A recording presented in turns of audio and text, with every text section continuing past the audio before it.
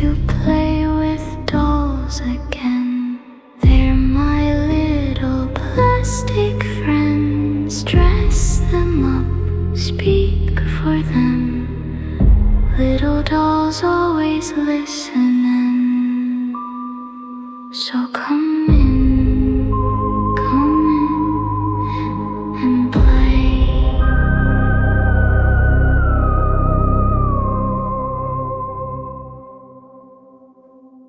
I did not have fear of missing out at all the first time, because you know what? I knew she was going to sell out. Therefore, I knew that she was also going to have a second release. Though it wasn't a second release, it was a second pre-order, and I didn't know it was going to be so soon. Man, I wish they could have held off for about like another week. And I was thinking, oh, there might be a possibility that she'd have a third release, but I never saw another one. So, it doesn't matter because I already bought her. The moon shines bright on this misty, Imbolc night as I float through the woods like a will-o-wisp. My shroud is sheer as the veil that separates the living from the dead. Such an occasion warrants a hauntingly beautiful dress, and so mine is soft as moss and swirls with Celtic knots. Imbolc has always been my favorite festival. A time to reflect on winter and become emerald spring with all the might of a banshee wail. And tonight, back in Ireland, I'll let my voice ring as loud as I want. See, I come from a family of storytellers, and one of our Imbolc traditions is to stay up until the wee hours and spin stories of ghosts and fae folk. For my turn, I am busting at the screams to share the fun and frights. As a Skullector doll, she sits on the more frail G1 body, but she's a ghoul, so I suppose that makes sense. Naturally, this means she has the usual 11 points of articulation at the not at the ankles, knees, elbows, and rotation at the shoulders and hip joint, and the head pivot and tilt.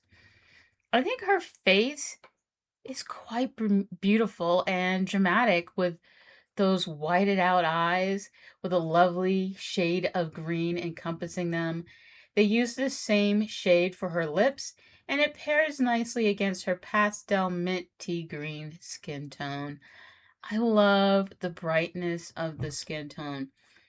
Since it veers towards more of a shade of white, it's more ghostly than sickly. It lays almost between a blue and a green. This also helps the forest green velvet dress to pop and appear more green than a dark, like towards black.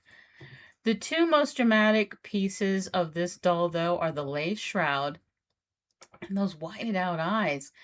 The whited out eyes give the doll all the drama she could ever need to be a ghoul.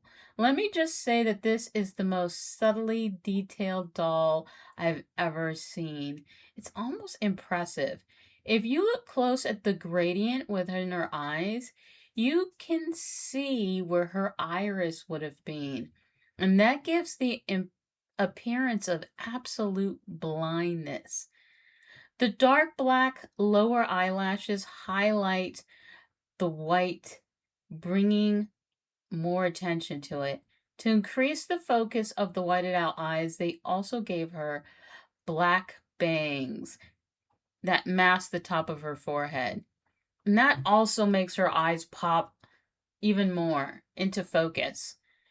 With ghouls and phantoms, they are often screaming with a hollowness in their eyes, and this really brings the focus in on that.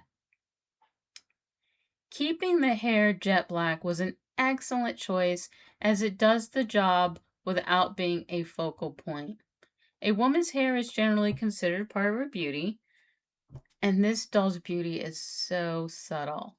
Her hair fades easily behind the shroud, which is an intricate green mesh, and also the second major focal point. The mesh detailing is using a gold and black veining or vining and is surrounded by a dull gray-green lace. It comes together to a point in the back and is tied together by green ribbon. Her tights and sleeves are a shimmery green gold mesh. Her shoes seem familiar. I feel like I've seen these on another doll. I can't place which one.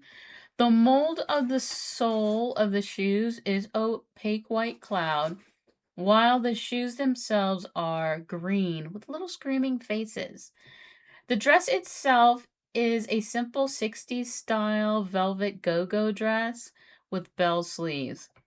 So for me at first glance, I wanted to buy the doll, but I wanted to wait on her. I didn't really have the sense of fear of missing out. I love her veil and her face and her skin tone, as I mentioned. And I was enjoying her from the neck up, but I actually wasn't that impressed, like with the clothing. Her price point was decent, especially for a Skullector doll, but I mean, I don't know if I really felt like she had anything else going on. She didn't have any skin engravings or body variations or grafting. Her clothes to me was a very simple style outside of the veil. But then on closer inspection, one of the things I enjoy that Mattel will usually give us every now and then is embroidery. Blah blah, proper name, place name, backstory stuff. Is the special. I'm so pretty. I enjoy embroidery. It's an intricate detail that gives the fabric a unique touch. And this embroidery is truly to be admired. It's an art piece when you really look at it. I mean, do you see it? At the base of this design are glaring eyes, woven upward into two screams formed by two open mouths. Wow, Mattel. It's simple things like this that give us high expectations for them, that make us know they can do great things at a fair price. I think sometimes they squash too much of the designer's artistic expression, and the result is a doll that goes on sale. Other times they let their designer's artistic expression and story weave its way through. I mean, I'm not even the designer, but I feel so grateful that you allowed this for them. It's such a wonderful little piece of art that I'm grateful to own.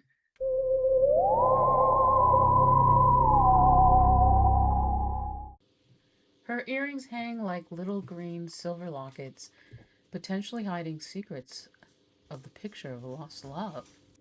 Possibly someone who died such a tragic death that sent her straight into madness. Was the sight she saw so horrible, so detestable that she couldn't bear to see? Not ever again. The glimmering opaque sleeves and tights, with a slight shimmer of gold, seemed to represent a soul that should have faded softly into the heavenly lights, but bound itself to the earthly plains. Her simple velvet dress seems to hint at the modernality of the tale of ghouls. But this is more than a fable of olden years. Did she spot him? Did she try to hide or run from that murderous fiend? The closest escape was a window, clothed by an intricate lace curtain. She used it as a curtain, but originally it was a shroud placed at her grandmother's coffin that she kept in memory of her.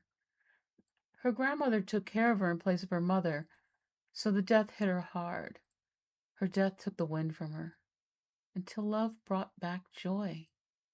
And then that love brought death that felt like it was strangling her like the shroud ripped down and wrapped around her neck until she couldn't breathe and felt like she was turning a sickly shade of green from lack of oxygen. The embroidery is an artist's story of angry eyes so bitter that she sends out shout after shout into the night. Did this send her into such a blind rage that to this day she screams, agonizing over her lost love, agonizing over the fact that her love's murder was never brought to justice. As she floats through the street on cloud 9, that is nothing but an unending hell, a searching for a love now lost. Her yells switching between a confusion of seeking out her soulmate for completion or seeking out the soul who stole her love for that of destruction. Where are you? Where are you?